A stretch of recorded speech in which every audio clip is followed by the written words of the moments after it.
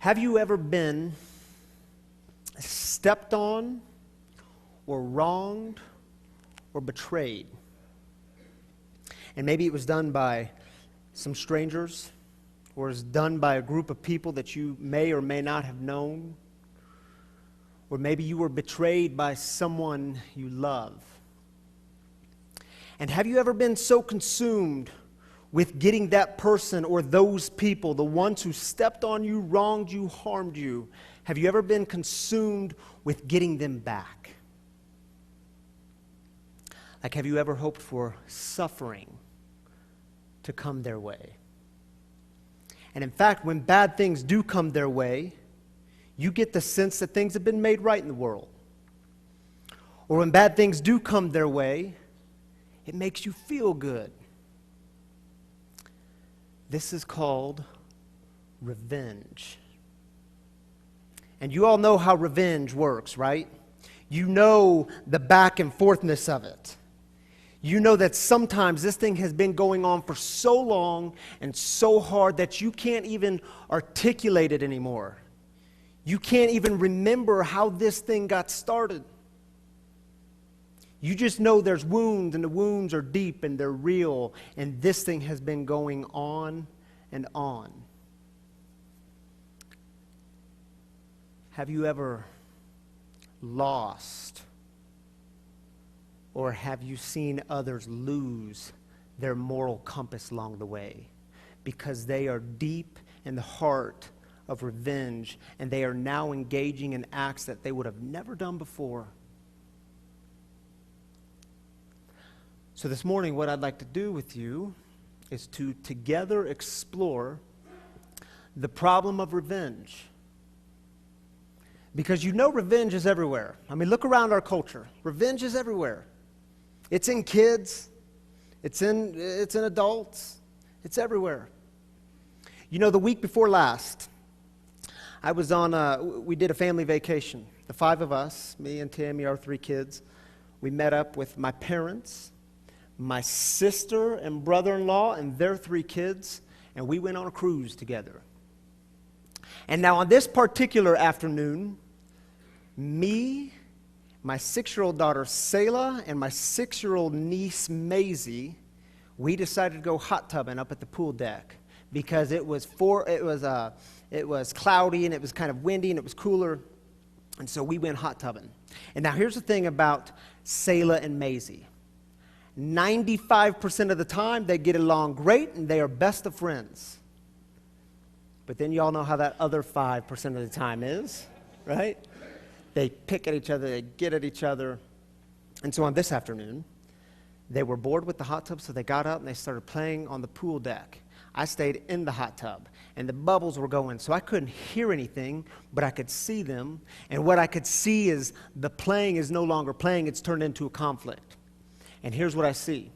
One of them run up to the other and scratch the arm, then run away, and then that person would chase them. And when that person caught up to them, they would scratch the arm or twist the arm or pull the hair, whatever they were doing. And this thing went on and on. And I'm thinking, oh my goodness, I hope they figure this thing out because I'm not getting out of the hot tub. But you know how revenge works, though. It's not just a tit for tat that Sam was talking about. It never evens out. It goes back and forth, and it's harder and stronger. And so soon enough, Pops or Uncle Ryan had to get out of the hot tub, separate the girls. And since my daughter was involved, I could grab Selah by the arm and say, Selah, what are you doing? You have to stop this. There are people around, and this is embarrassing.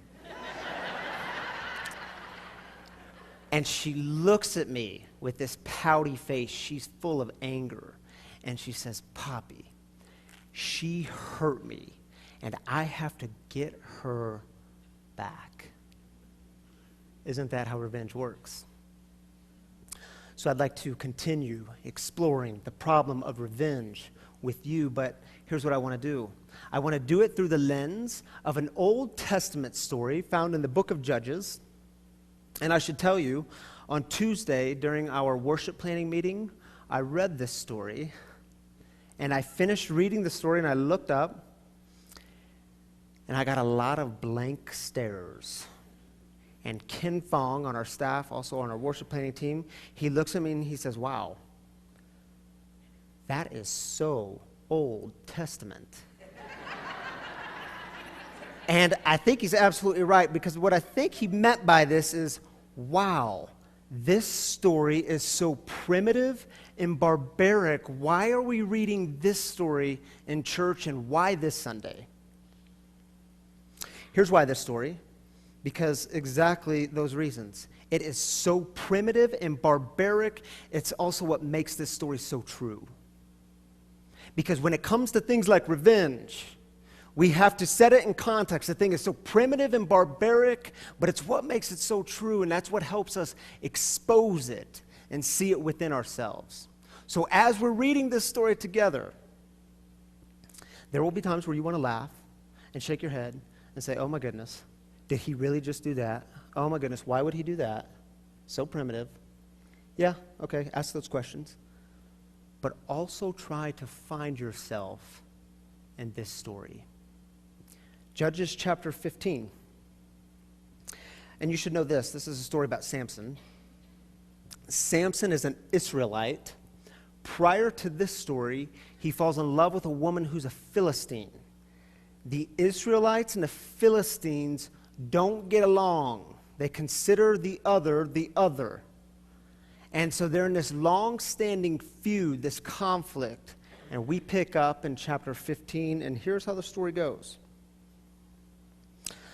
Later on, at the time of the wheat harvest, Samson went to visit his wife, bringing along a young goat.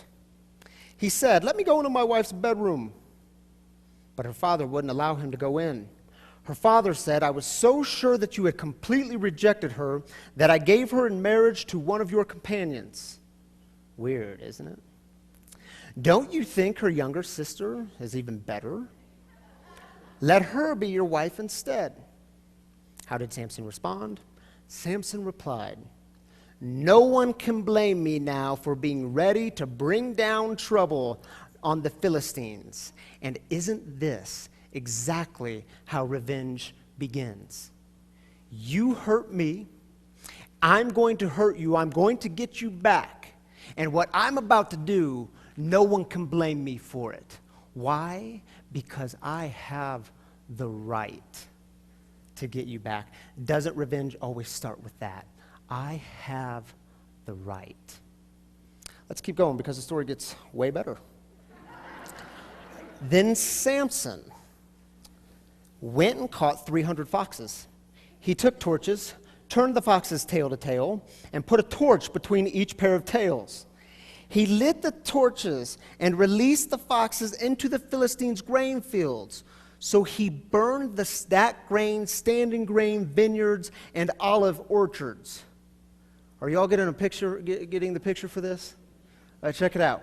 Samson is so angry. Samson is entering into the heart of revenge. He's entering into the process of it. He's so angry, he does the unthinkable. He finds 300 foxes. He pairs them up. He ties their tails together, butt to butt. Then he jams a torch in between their butts, and he lights the torch, and he sends these things through the Philistines' grain fields. Why is this so devastating? The grain fields are the livelihood for the Philistines. Samson has engaged in an act of economic destruction. So we keep going. The Philistines inquired, who did this? So it was reported, Samson, the Timnite's son-in-law, did it because his father-in-law gave his wife in marriage to one of his companions. So the Philistines went up and burned her and her father to death. How did Samson respond? Samson then responded, if this is how you act, then I won't stop until I get revenge on you. The thing about revenge is, it blinds us from seeing our role in the situation. Oh, if this is how you are. Oh, if this is how you want to play. Oh, you want to play hardball. This is how it's going down. As if Samson has already forgotten about what he did with the 300 foxes. And apparently, if you light 300 foxes' butts on fire, they run through fields and they destroy things. Revenge always blinds us from seeing our role in the situation. Oh, if this is how it is, if this is how you're going to be, then I will get you back. Verse 8. He struck them hard, taking their legs right out from under them. And I'm skipping a bit in the story because it's a long story. But Samson leaves and he goes and hides out in this cave. And when he does, 3,000 of his own men come to him. And they say to Samson, "Don't you realize that the Philistines rule over us? What have you done to us?" In other words, Samson, this isn't just about you and the Philistines anymore. You've dragged us into this. And haven't you experienced revenge work like that? It's no longer about you and the others, but you've actually pulled other people in. It affects others. But Samson said to them, "I did to them just what they did to me." And again, isn't this exactly how revenge works? Revenge always tries to justify itself. You hurt me, now I'm going to hurt you, and it's going to be harder and more.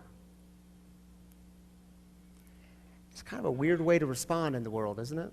But yet, we've all been there. What you did to me was wrong, so now I'm going to do something wrong and bigger to you. Weird, isn't it? So the story goes back and forth. Samson ends up getting his arms tied behind his back, and in the story he breaks the ropes free. And then he does this. He found a donkey's fresh jawbone. He found a donkey's fresh jawbone and picked it up and used it to attack 1,000 men. And Samson said, which was really more of a song, Samson began singing. Hold on here, I lost my space. With the donkey's jawbone, stacks on stacks, with the donkey's jawbone, I've killed 1,000 men. Man, it's such a weird story, isn't it? I mean, think about how the story began. It started with Samson, his wife, and his wife's father. By the end of the story, he is swinging a donkey's jawbone, puffed up ego, bragging about killing 1,000 men. And somewhere in the middle of all that, his wife and his wife's father are burned to death. And somewhere in the middle of all that, he gathers 300 foxes, lights their butts on fire, and sends them through the fields. Revenge always escalates, doesn't it? It always escalates. And now think about it for a moment. If we were to be able to catch Samson in that moment, or shortly after the moment of him swinging the jawbone, and we were to ask him, "Samson, so did it work? Did you get revenge? Did you get enough of it?" Because that's always the problem of revenge. Did you get enough? And how do you know when you got enough revenge? How do you know when you hurt them enough? "Samson, did it work? You feel good about it?" Well, of course not. I mean, as outsiders looking in on the story, we say, of course this didn't work. You know they're going to come back after you. You know it. And as outsiders looking in on the story, it's so clear to us. Here Samson is a man who is broken and dying inside. Things have been taken from him. His wife is given to his best friend. And his wife and his wife's father are put to death, burned to death. And then Samson, in his emptiness, turns to revenge. And if you've ever been there, you know that revenge, too, takes things from you. It takes your dignity. It takes your integrity. And stay there long enough, it takes your soul. Revenge always escalates.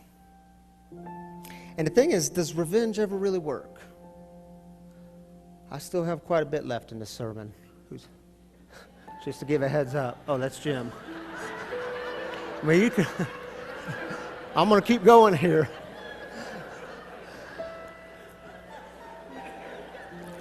But the thing we got to ask is, does revenge ever really work? Has someone ever gotten you back and you said, oh my goodness, thank you. Thank you. What a learning opportunity you just gave me. Oh, I can see the error of my ways now. Thank you for that. No. Revenge hurts. And revenge is meant to hurt, right? Revenge is destructive and it keeps the pain and violence in circulation. There's a biblical scholar and theologian. His name is Walter Wink. And Walter Wink wrote this great book called Engaging the Powers. It's part of a trilogy, a series, Engaging the Powers, Unmasking the Powers, and Naming the Powers. And I highly recommend it. But in his work, he talks about what he calls the myth of redemptive violence. And when you hear that word myth, don't think of a lie or a fib, but rather think about a myth as a story that shapes and forms people groups. And what the myth of redemptive violence ultimately says is that violence and revenge can redeem the situation. And so what Walter Wink does is he tracks this myth of redemptive violence, and he starts all the way back with the Babylonian creation story, 1200 BC, where you had this bad character, an evil character, and a good character, and the good character overcomes the evil through violence, and you have creation coming through this chaos, and it's called the Enuma Elish. And then he tracks the myth of redemptive violence all the way up to current contemporary American culture. And he says, look at it. Look at how we live. Look at our cartoons, the great ones that we grew up with.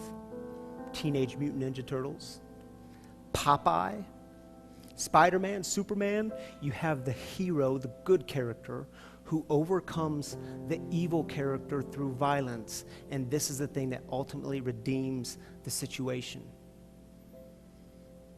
Look at some of the movies we watch, culture. Look at some of the phrases we so freely and commonly say to one another. Oh, I'll get you back. I'll settle the score. I'll teach you a lesson. You bomb us, we're going to bomb you with even more bombs, bigger bombs. You come after us, we're going to come after you even harder. Here's what Walter Wink says. Is there no escape from this myth of redemptive violence?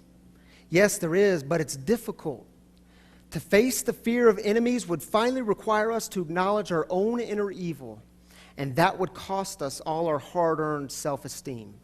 We would have to change, struggling daily to transform or redeem our shadow side. We would have to see ourselves as no different in kind from our enemy, however different we may be in degree. It would mean seeing God in the enemy as we learn to see God in ourselves, a God who loves and forgives and can transform even the most evil person or society in the world. So why this story? Why are we talking about revenge on Thanksgiving week? You know, when I'm consumed with revenge, I can't even begin to live a life of gratitude and thanksgiving. When I'm consumed with getting you back, I cannot at the same time hold things like joy and peace and freedom and serenity and all the things we long for. And you know, the truth is, I'm pretty good at picking up the jawbone.